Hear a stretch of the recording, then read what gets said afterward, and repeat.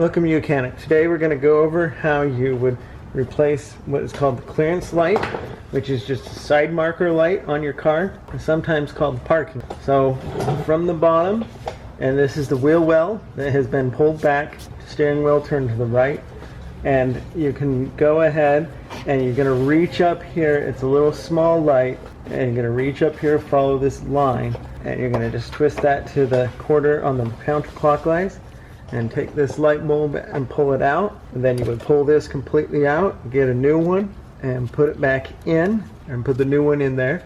And then you're going to just fill your way up to find the hole there, and then you just push it in and twist it until it's locked into place.